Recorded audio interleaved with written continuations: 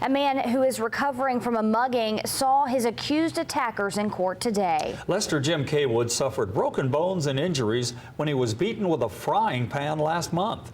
News Channel 9's James Torres attended the preliminary hearing of the suspects. He joins us now. James. Calvin, Latricia, Jim Kaywood and his son stood just feet away from his suspected abusers this morning during a hearing.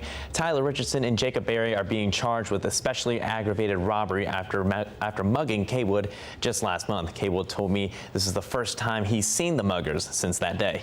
It kind of hurts. I know them, know the parents and the granddaddy, and if it was a stranger, it'd be a different story. You know what I mean? But the two boys in this courtroom were no strangers to Jim Kaywood. The 72-year-old says he's known their families for a while, and when this photo of him went viral, the community recognized Jacob Berry and Tyler Richardson. Kaywood testified against them in court today. Did you let them in your house? Yes. Did they tell you why they were there? They told me they wanted to hang out a while, and that their aunt was going to pick them up. Afterward, Kaywood says Berry walked outside to make a phone call. Then Richardson walked into the kitchen, pulled out a frying pan, and mugged Kaywood. He says they hit him in the head and took his wallet and car.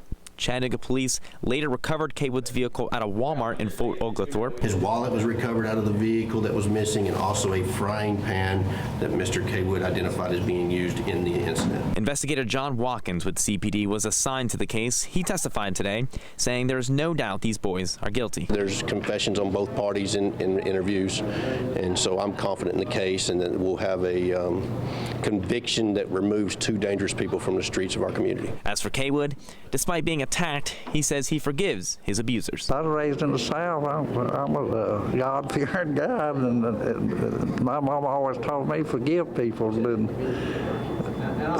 you know how it is. Kaywood receives treatment and dialysis for 2 types of cancer. He says he's been recovering just fine, for the exception of a few headaches. The case will be taken up by a grand jury.